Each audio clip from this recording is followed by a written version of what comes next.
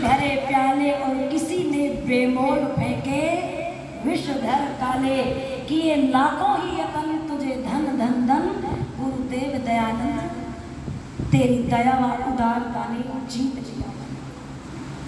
क्षमा, आप महाभारत पढ़ करके देखो, क्षमा को पुण्य कहा है, क्षमा को तप कहा है। स्वयं अपराधी को क्षमा कर देना चाहिए। और फिर धर्म का तीसरा लक्षण है दमः, मन की पवित्रता, बाहर से और भीतर से।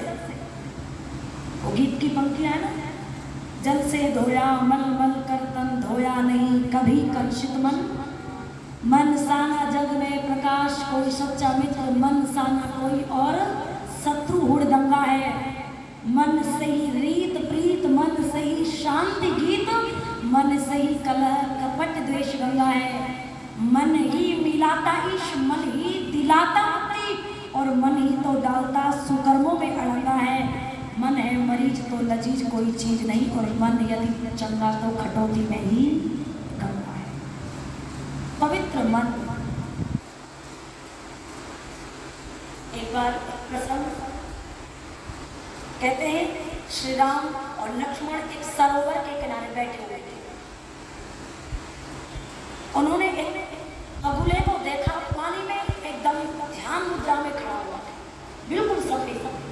श्री राम कहते, देखो लक्ष्मण, ये बुगला कितना धर्मात्मा लग रहा है, इसके शरीर पर एक भी काला धब्बा नहीं है, ऐसा लग रहा है जैसे कोई योगी व्यक्ति साधना में तल्लीन बैठा हुआ। तभी एक मछली वहां आई और कहती है, महाराज आप कैसी बात करते हो, मैं भी यही समझ करके अपने परिवार को इसके पास लेकर के आई थी। कहते संतों के दर्शन दुर्लभ होते हैं, और संतों के दर्शन यदि हो जाएं तो जीवन कर जाता है। मैं भी इस बुगले के दर्शन कराने के लिए अपने परिवार को लेकर के आई थी। ये इतनी ध्यान मुद्रा में था, जब इसका ध्यान टूटा ना तो एकदम से जो है ये बगुला भगत एक झपट्टे में मेरे पूरे परिवार को निकल गया।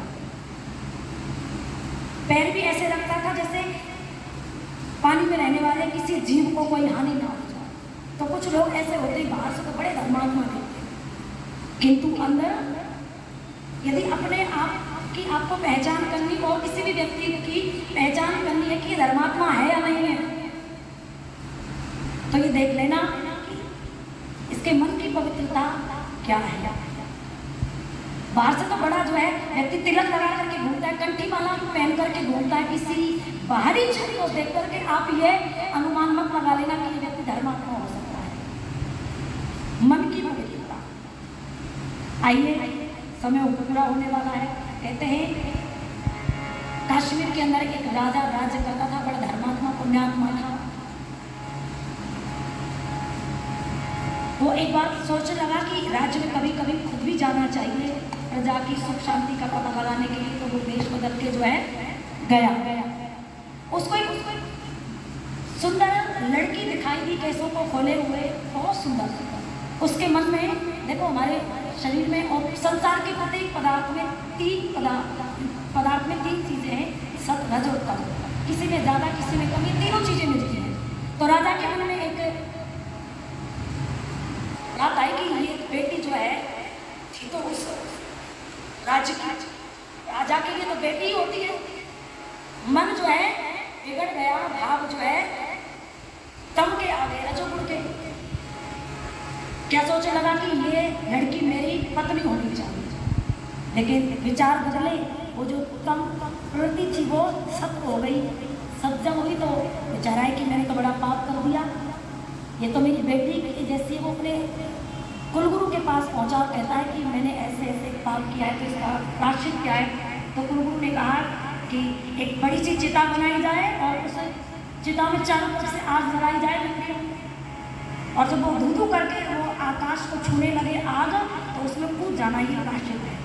राजा ने ऐसे ही किया, जब कूदने लगा धू करके जो है अग्नि की लपट जो आकाश को छू रही है, तो एकदम से कूदने लगा। तो कुलगुरु ने राजा को पकड़ लिया और कहा कि तेरा प्रायश्चित हो गया।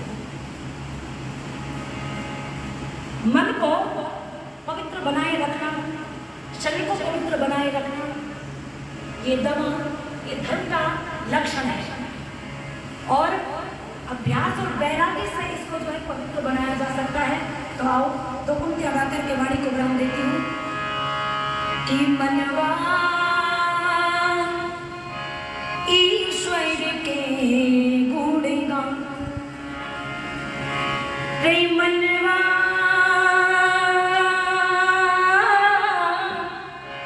ईश्वर के गुण गाना, यदि अपने जीवन नैया को चाहे पारी लगाना, मनवा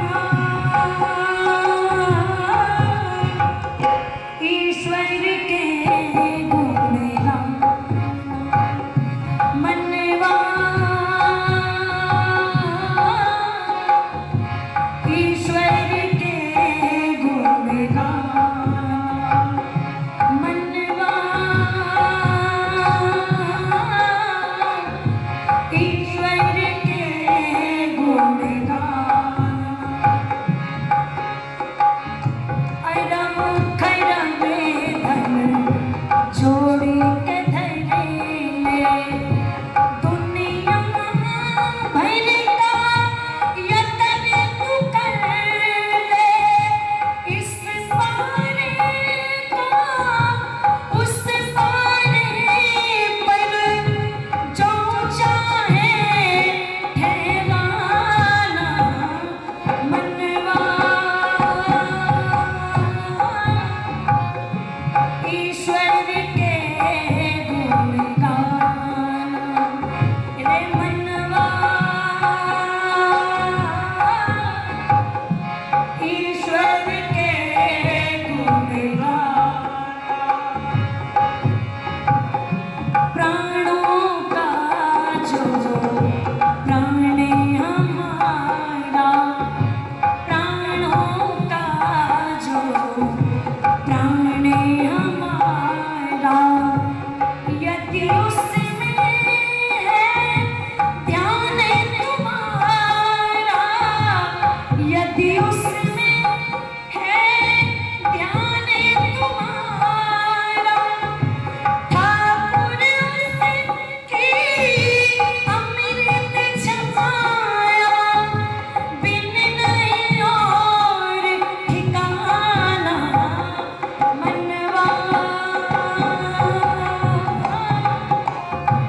ईश्वर के गुण गाना, मनवा ईश्वर के